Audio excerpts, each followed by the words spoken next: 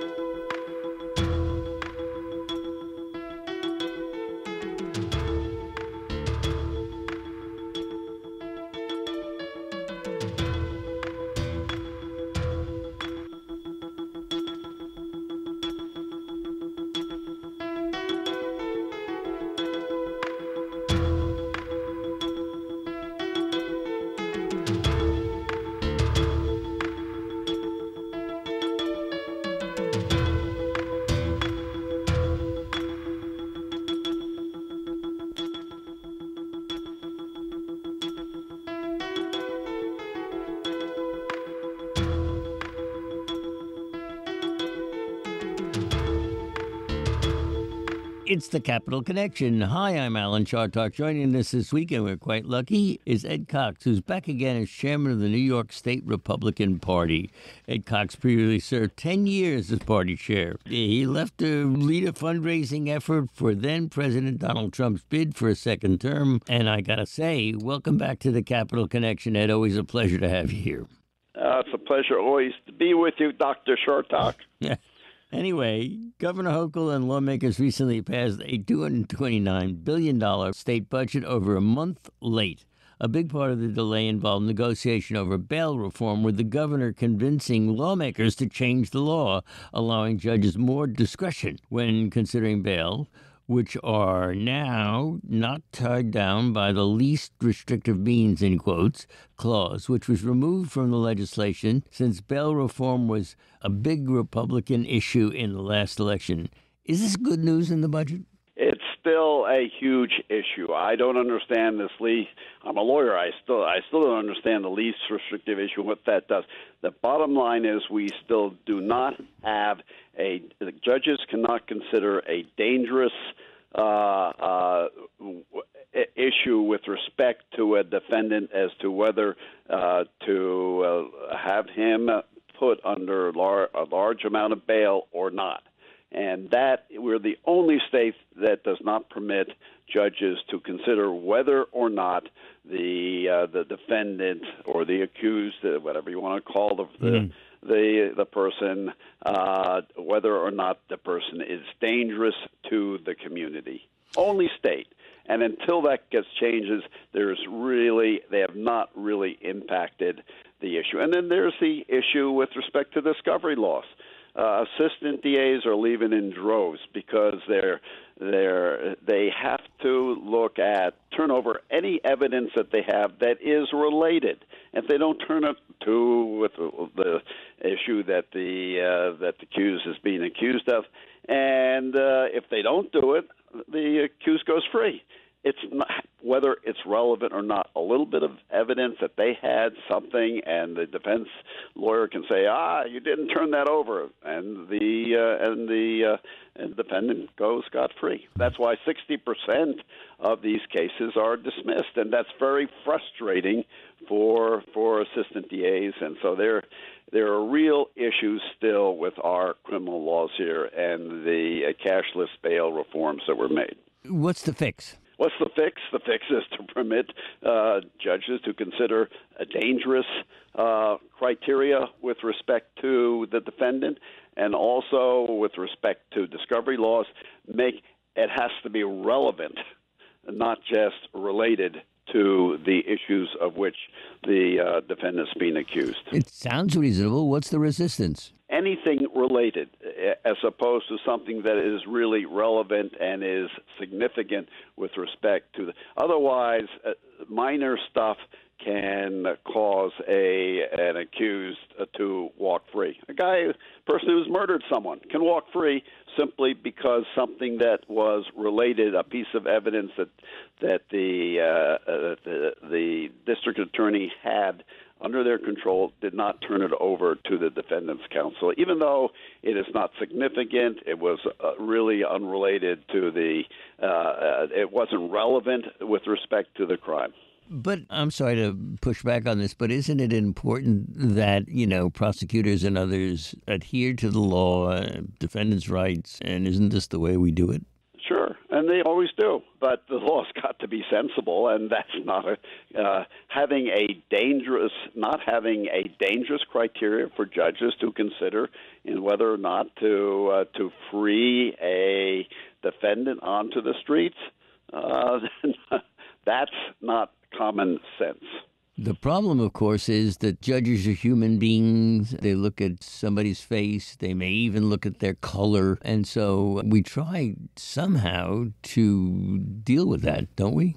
That's irrelevant to whether someone's dangerous or not. If someone's got a record of beating up people, let's say someone has a record of actually having a murder conviction that was pleaded down or this or that, and someone else, they're involved in a homicide, and the judge can't look back at the record and say, hey, this guy is dangerous. He's already been involved in a homicide. Now he's in another one.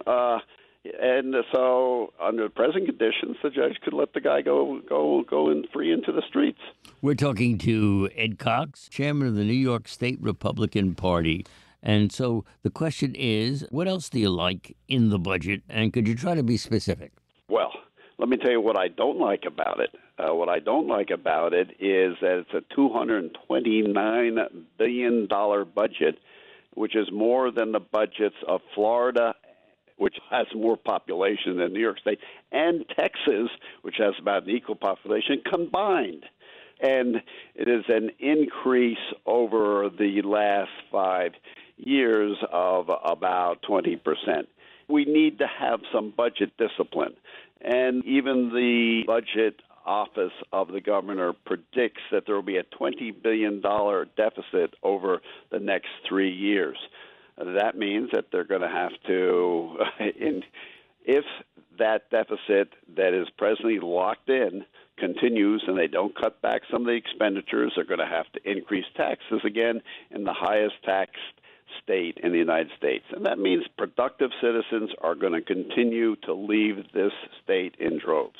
So Republican county executives in Orange and Rockland counties have declared states of emergency in response to New York City's proposed plan to send asylum seekers to be temporarily housed in those counties. What's your take on that situation?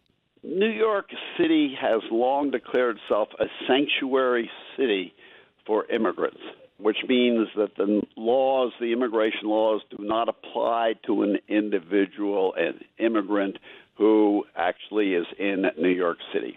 And that has attracted to New York City a number of illegal immigrants. And they are here. Now, with Biden's open border policy, come all, and cross our border and come into the United States. And 60,000 of the 5 million or so who have crossed the border, illegal immigrants who have come into the United States during Biden's administration, only 60,000 are here in New York City, and apparently that is blowing a hole in the city's budget. $1 billion hole, and they expect it to rise to $5 billion. So they're saying, gee, we're going to offload some of this onto Rockland County. Well, guess what? Rockland County is not a sanctuary county. They disagree with New York City. If New York City is going to be a sanctuary city and wants to attract illegal immigrants, New York City should deal with it, not Rockland County. Let me talk in a more general way about our politics in New York State. And we are talking to Ed Cox, who is chairman of the New York State Republican Party. Let me ask you this. Do you believe New York Republicans can take down the Democratic supermajorities in the state Senate and the Assembly? What is it about New York that the state likes Democrats? Well, it wasn't always that way. Well, but it is now. For 2018, the Republicans had control of the state Senate, and in fact, they'd had it for a century before that, with a little back and forth after 2008, 2009. But in 2010, we won it back and held it until 2018. We need to have two-party government here. At the moment, Albany is controlled. Basically, it's all in the budget, and the budget used to be decided by three men in a room. Now it's by three Democrats in the room. And two of those Democrats have supermajorities, which is not good with respect to the governor, who generally is expected under our Constitution to moderate the demands for the legislature for more spending. That's the way our constitutional provisions in of the state constitution. That's the way the budget is divided. The governor really has control over it, as long as the governor has one house that will uphold the governor's veto. At the moment, with two-thirds majority in each house, the leaders in the House really have control of the budget vis-a-vis the governor, and that's part of the reason why the budget went on for a month longer than it should have. And the governor's moderating influence on it really wasn't there the way it should have been. We're talking to Ed Cox, and Ed, I don't want to offend you in any way here, but what's wrong with the Republicans? I mean, why can't they do better in New York? Well, we actually did very well last November. We have a record number of congressional districts. We now have 11 members of the House of Representatives, and that's because we had a special master in the end draw the districts so that they complied with the state constitution, and we had 9 competitive districts that could go one way or the other. And we won 8 of those because there's a little red wave here in New York State because the economy here was struggling, as it always is, coming out of a tough period of time when the economy was down because of COVID and other things. New York came out of it later than others, and inflation here was higher than other states. And as a result of that, and also Lee Zeldin's very good, energetic run for the governorship, in which he got 47% of the vote, did very well in Long Island, very well in the southern Hudson Valley, which and the majorities that he picked up in those areas covered where we had those competitive seats. We won 8 of the 9, plus 3 Republican. We have a record number of House seats as a result of last November's elections. Let me ask you this. 2024, you told us last time that you would not endorse President Trump before the primary was over. But with all the investigations into the former president, including a current rape trial, where do you stand at the moment on a potential Trump 2024 endorsement? Well, yeah, he asked me to endorse him in 2016, a week before the election, and I said I couldn't do that. I had said I would remain neutral with respect to the presidential candidates. And the reason I did that was I wanted to have all the remaining candidates, and there are 3, as you know, Senator Cruz and Governor Kasich of Ohio and Donald Trump. And I wanted them to campaign all over the state and give us the excitement of seeing our presidential candidates, and perhaps New York would have would select as our nominee, and the next president of the United States, by its primary, would in fact determine who the next president of the United States would be. And that's the way it worked out. But in order to do that, I had to encourage all the candidates to come here to New York and campaign all over the state. And so I had to be neutral. And I told Donald Trump then I had to remain neutral right to I couldn't look like I was trying to fix it for one candidate or the other. And I received a congratulatory call from the former president with respect to my recent election to be chairman of the party again. And he said, well, I guess you'll be neutral again, won't you? And I said, yes, Mr. President, I will be going forward, because that's what's good for the party in New York State, to have all the candidates be welcomed here and campaign here, help the various counties raise funds with their dinners and their events, and let the Republicans here see all the candidates and then decide which one they would like to have as our nominee. From the Republican Party website at nygop.org, you say we're about more jobs. Democrats are about driving businesses, big and small, out of New York with far left regulations, demands, and taxes. Isn't that hyperbole? I mean, far left gives me a view of Chairman Mao. Were you going out on a limb there? Look, Alan, we're for some very simple, common sense things. That's safe streets, good jobs, and good schools. And you say, well, everyone's for that. No, not our leadership, for example, in the Senate. Senator Gianaris, with respect to good jobs, in his district, killed 27,000 Amazon jobs that wanted to set up business. Amazon wanted to set up business in that district of Queens, and he drove them out. He said, we're not going to permit you to do your business here in Queens. And that was simply because of his fear that because Ocasio-Cortez did not want them there for some reason, didn't like Amazon jobs, and he was scared that she might have a challenger who would challenge him, and he might not win the primary. Just as she defeated Congressman Crowley, to become a member of Congress. So, unfortunately, if you take a look at those with respect to safe streets, that was a major issue. Still, crime is still a major issue, and nothing's been done to solve that. As we talked about, there being no dangerous standard that judges can use with respect to accused. And as far as education, the Education Committee in the Senate has put a 2-year limitation on mayoralty control of schools, so they can, in essence, perform for the unions that pressure them and say to the chancellor here, if you don't do this, if you don't do that, the threat is that they will take away from the mayor the control of the schools, which would be a disaster. It would be a mess again if the mayor is not the person who would be held responsible for our system of schools. And by the way, they've kept mostly of the limitations with respect to charter schools that are most successful schools. So if you take a look at the Democrats and their supermajority in the Senate and what they're doing, they're not for safe streets, they're not for good jobs, and they're not for good education here in New York State. So let me ask you this. With everything that you say, and I understand where you're coming from and what your job is, New York is always perceived as a Democratic state, isn't it? Not always.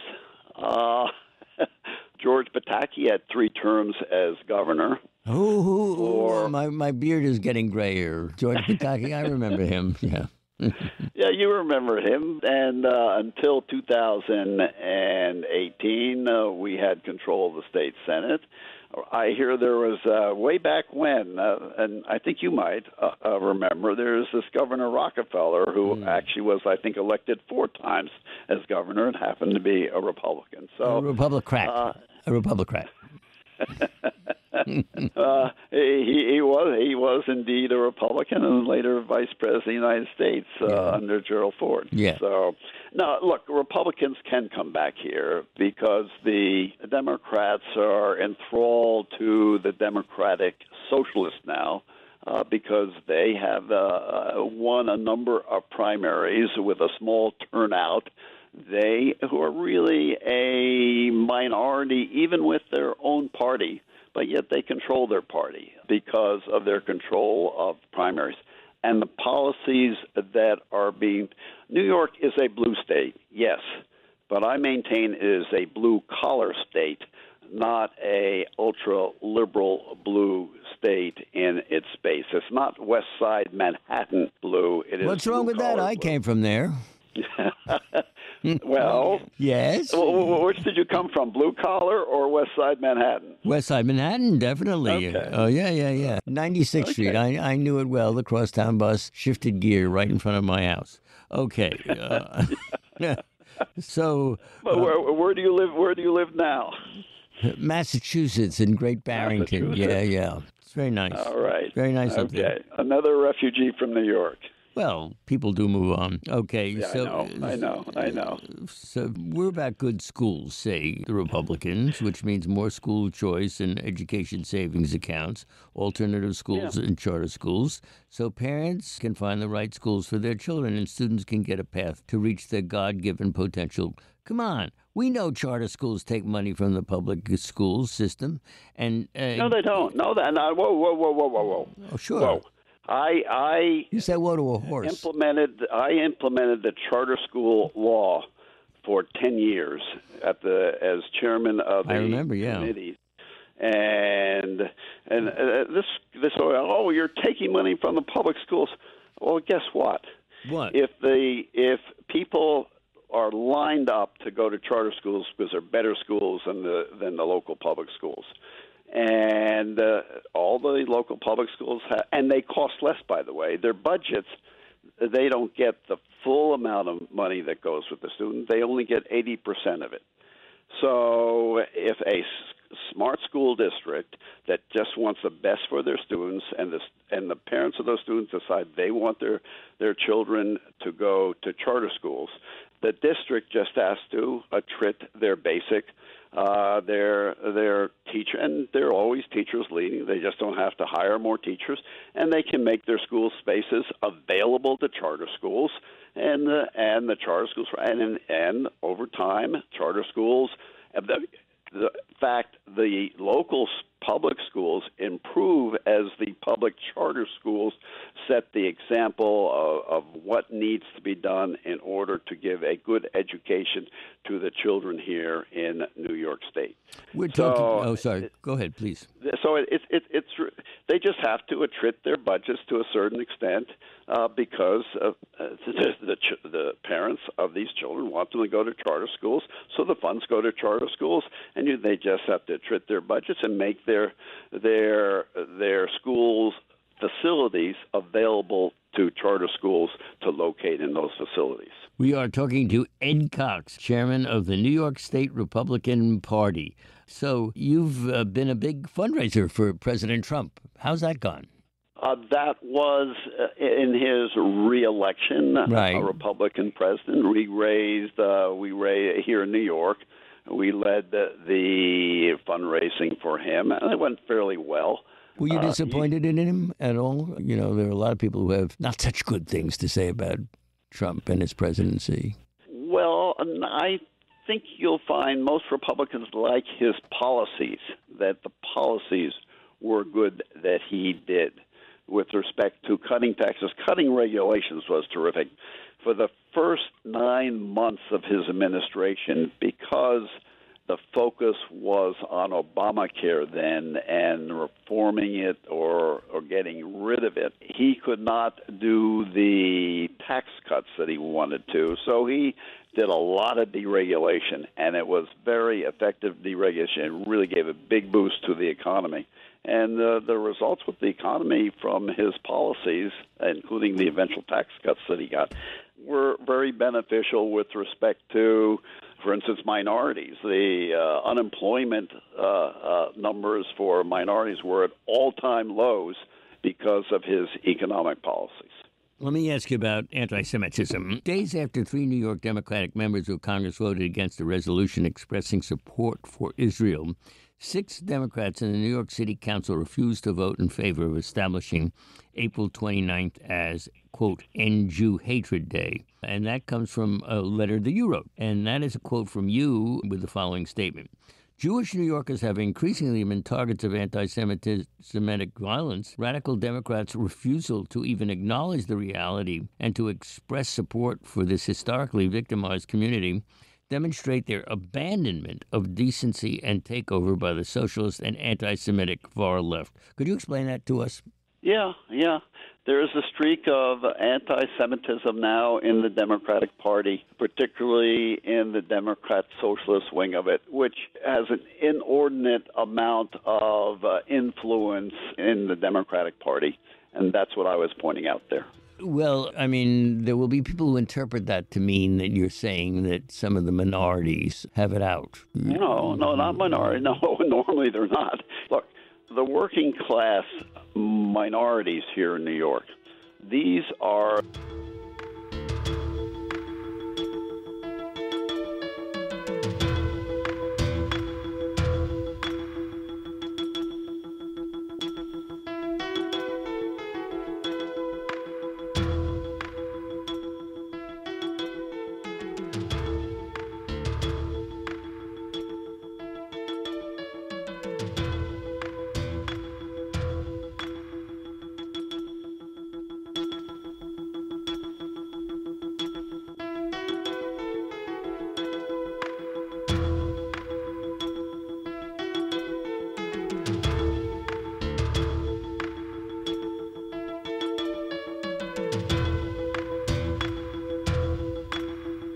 The Capital Connection is a production of WAMC Northeast Public Radio. Capital Connection is hosted by Alan Chartalk. You can listen to The Capital Connection anytime at WAMCpodcast.org or anywhere you get your podcasts. You can sign up for weekly show updates by subscribing to our newsletter, Airwaves, and by following us on social media at WAMC Radio. Thanks for listening.